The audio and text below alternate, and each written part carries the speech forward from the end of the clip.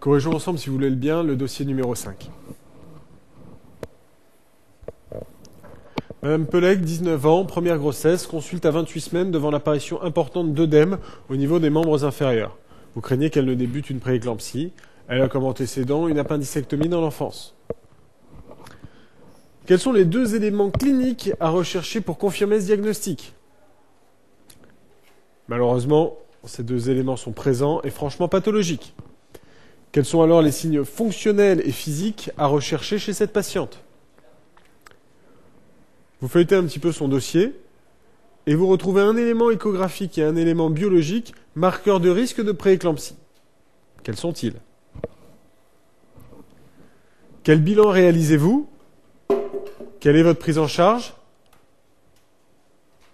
La patiente est hospitalisée et 5 jours après, alors que tout le bilan était normal, vous recevez ceci. Hémoglobine 5,9 g par décilitre, présence de schizocytes, LDH 10 000 unités, aptoglobine indosable, plaquettes 96 Go par litre, transaminase 250 unités, urée 12, créate sans carotte. Quel est votre diagnostic? Quelle est alors votre prise en charge? 2 jours après, vous êtes appelé d'urgence en néonatologie. Madame Pelec est montée voir son enfant et elle vient de tomber de sa chaise en convulsant. Quel diagnostic retenez-vous? Que prévoyez-vous alors pour éviter la récidive de la crise? Les deux éléments cliniques importants pour définir une prééclampsie, c'est une hypertension artérielle supérieure à 14 de systolique, 9 de diastolique, ou une pression artérielle moyenne, une PAM, supérieure à 110. Une protéinurie positive à la bandelette, supérieure à 2 croix, qui sera confirmée par une protéinurie des 24 heures. L'ensemble des deux signe la prééclampsie. Les signes fonctionnels à rechercher, importants. Fonctionnels, c'est quand on interroge la patiente de quoi elle se plaint. Est-ce qu'elle a mal à la tête? Est-ce qu'elle a des nausées, vomissements? Est-ce que ça pétille devant les yeux? Est-ce que ça bourdonne dans les oreilles? Est-ce qu'elle a des céphalées, nausées, vomissements, acouphènes, phosphènes ou une barre épigastrique? La barre épigastrique, c'est très important. C'est un signe de prééclampsie sévère. On appelle ça aussi le signe de Chaussier. Les signes physiques, c'est qu'est-ce que vous constatez à l'examen physique de la patiente? Elle peut avoir des œdèmes et une prise de poids importante et rapide, une oligoanurie, et c'est important de refaire la diurèse de cette patiente pour la protéinurie, certes, mais aussi pour savoir combien elle urine. L'hyperréflexie ostéotendineuse, qui est un signe de prééclampsie sévère, de prééclampsie à haut risque neurologique. Les facteurs de risque échographiques de la prééclampsie et les facteurs de risque biologiques de la prééclampsie sont à l'échographie la persistance de notches sur le Doppler des artères utérines après 26 semaines. On reverra les Dopplers à la fin de cet exposé. Au niveau biologique, lors du dosage des marqueurs sériques maternels du 2e trimestre, si le taux de bêta-HCG est très élevé, ça peut sous-penser qu'on a une pathologie placentaire qui nécessitera ultérieurement une surveillance. Quel bilan réalise-t-on chez une patiente qui a une prééclampsie? Vous noterez que cette question n'est pas cotée. Chez la mère, donc on va rechercher les complications de cette prééclampsie avec une NUM, une aptoglobine et la recherche de schizocytes, un bilan hépatique, et notamment les transaminases, un bilan rénal avec un ionogramme, urécréate, l'uricémie, un bilan de coag, TP, TCA, fibrinogène, dédimère, PDF, éventuellement à la recherche d'une CIVD. Et on va compléter le bilan préopératoire avec groupe, Rhésus, RAI et consultation avec l'anesthésiste parce que c'est une pathologie qui à tout moment peut décompenser, qui peut nécessiter l'extraction du fœtus en extrême urgence.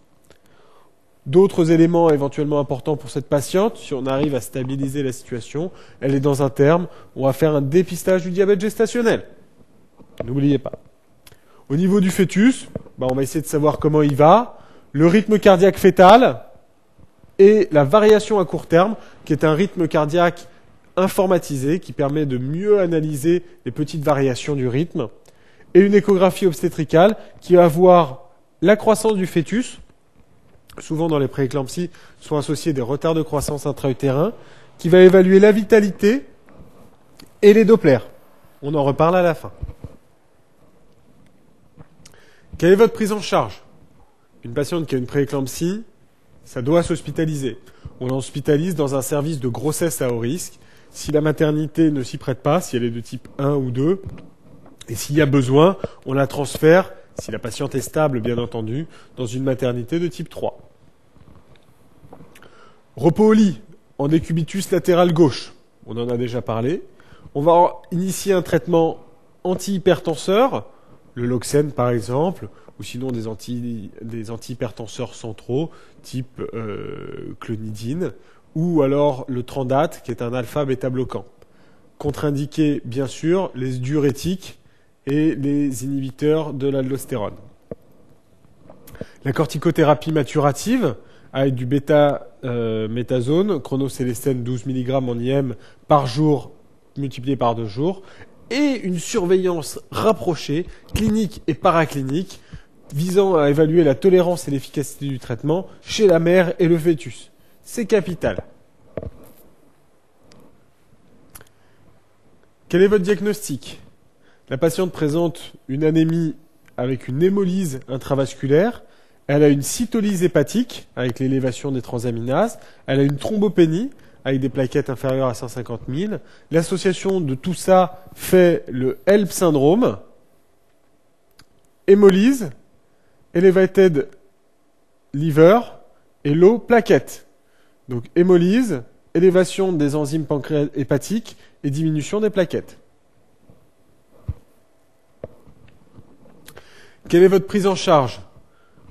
Un HELP syndrome chez une patiente hospitalisée, chez qui on a eu le temps de faire la corticothérapie, puisque même si on n'en a pas reparlé, ça fait 5 jours qu'elle est là, donc elle est en pleine corticothérapie efficace, il n'y a aucun intérêt à prolonger la grossesse.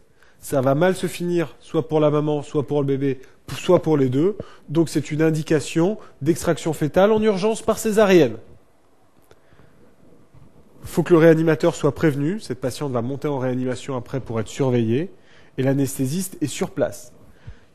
On fera venir aussi le réanéonate pour prendre en charge cet enfant prématuré tout de suite en salle de césarienne. Et on enverra le placenta en anapathe pour analyser éventuellement une autre cause de retard de croissance ou de prééclampsie. Cette patiente convulse, elle tombe de sa chaise. Même dans le post-accouchement, on peut avoir des crises d'éclampsie. C'est la crise d'éclampsie du postpartum. 1/3 des crises d'éclampsie surviennent dans le postpartum, jusqu'à 7 jours. Chez une patiente qui a convulsé, il faut bien sûr traiter la crise immédiate avec mesures symptomatiques, l'oxygénothérapie, la voie veineuse, bien sûr, la mise en place d'une canule de Guedel, des anticonvulsivants d'action courte, type benzodiazépine. Et pour prévenir la récidive de la crise, il faut donner du sulfate de magnésium en IVSE. L'étude McPie a montré que c'était le meilleur anticonvulsivant au long cours.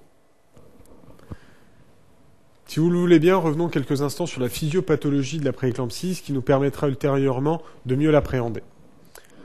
En fait, quand on découvre une prééclampsie chez une patiente, c'est qu'au fin du deuxième, troisième trimestre de la grossesse, surviennent des problèmes d'hypertension, de protéinurie, d'œdème. Mais en fait, la pathologie initiale date d'avant. Elle date depuis le premier trimestre, depuis l'insertion de l'œuf, puisqu'il y a un défaut de pénétration du syncytio-trophoblaste. Le futur placenta pénètre mal au niveau de l'endomètre, ce qui entraîne des mauvais échanges, ce qui plus tard entraînerait une insuffisance placentaire.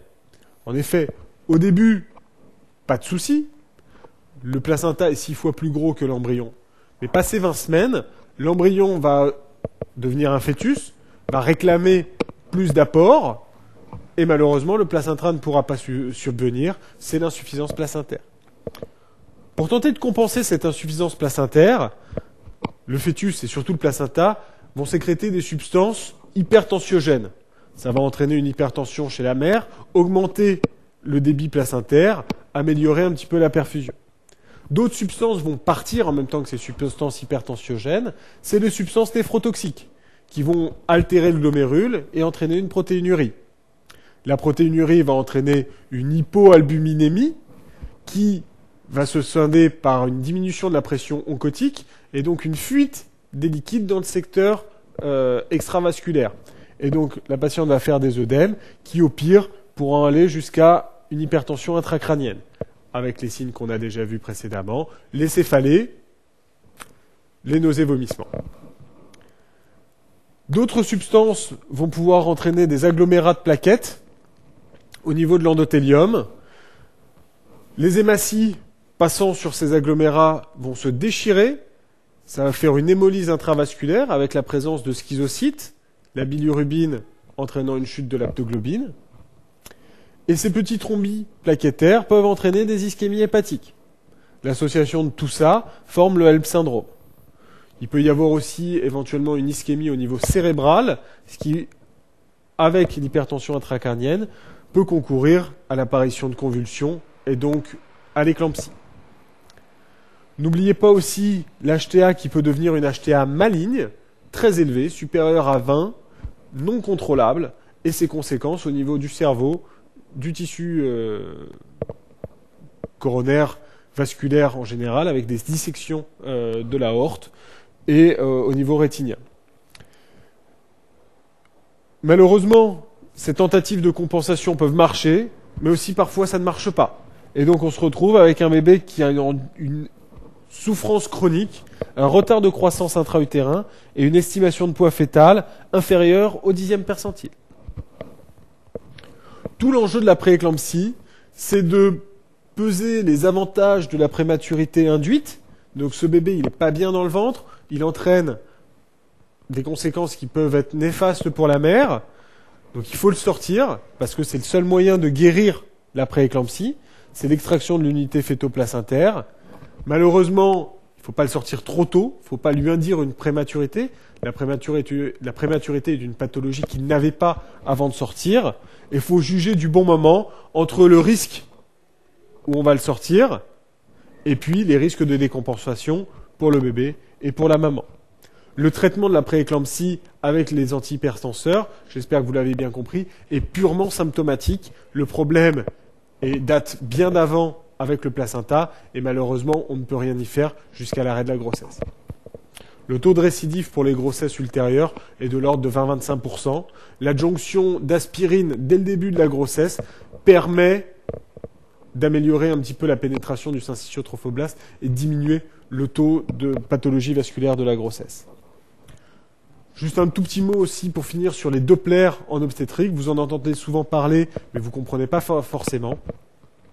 4 sites sont à explorer. Le premier, c'est les Dopplers utérins, qui se font chez la mère et qui évaluent le terrain. En effet, la persistance de notch. Le notch, c'est ça, vous le voyez ici.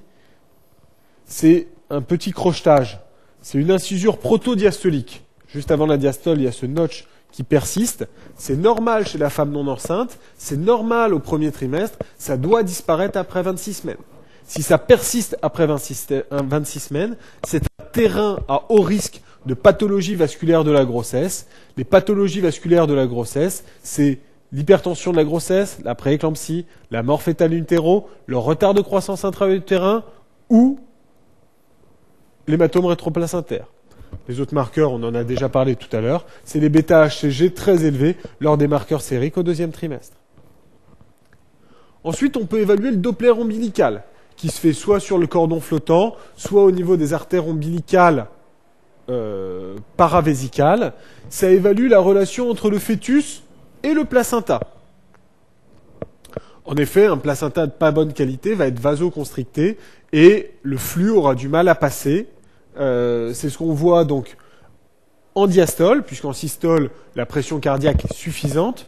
En diastole, on peut avoir une diastole nulle, voire même, si la constriction est tellement forte, un reverse flow au niveau des artères ombilicales, ce qui signe que le sang retourne vers le bébé au lieu d'aller au placenta. C'est un signe que ça commence à pas aller bien du tout. Ensuite, le Doppler cérébral. Le Doppler cérébral, il va évaluer un petit peu comment le bébé s'adapte à cette situation d'hypoxie chronique. En effet, hors de question d'aller regarder un Doppler cérébral chez un bébé qui a un Doppler ombilical complètement normal. C'est la suite. Doppler cérébral. Le bébé, s'il va pas bien, il va privilégier les organes importants pour lui, qui sont le cœur, les surrénales et le cerveau. Et sur le reste, il va vasoconstricter, il va diminuer le débit. Pas besoin de mouvement au niveau des membres, pas besoin au niveau digestif, pas besoin au niveau du rein. Donc c'est une hypoperfusion rénale. Et le bébé qui souffre de manière chronique va diminuer sa diurèse et va se mettre en oligoamnios. C'est un des signes aussi de souffrance. Le Doppler cérébral, il privilégie le flux au niveau du cerveau, donc il ouvre toutes les vannes et on a une diastole élevée. Le dernier élément à évaluer, je vous ai dit, on ne peut pas appréhender les surrénales, donc c'est le cœur. Donc on va évaluer le Doppler veineux cardiaque au niveau du ductus venosus, qui est un shunt entre la veine cave inférieure et la veine ombilicale, qui permet en fait d'évaluer un petit peu la fonction cardiaque. On va voir l'onde A c'est ici. Si elle est positive, c'est bon. Si elle est négative, ça montre qu'il y a une insuffisance cardiaque. C'est un critère d'extraction immédiate de l'enfant. Il va pas bien. Je vous remercie. Et on se retrouve... Ça y est, nous avons fini la conférence d'obstétrique pour les D3. J'espère qu'elle vous a plu. Si vous avez des questions, n'hésitez pas à me contacter sur mon mail saminterne@hotmail.com. Je reste à votre disposition pour répondre à toutes vos questions. Ce soir, nous avons vu l'accouchement normal, le diabète gestationnel, l'hémorragie de la délivrance, la prééclampsie, la menace d'accouchement prématuré et les suites de couches avec les pathologies de l'allaitement.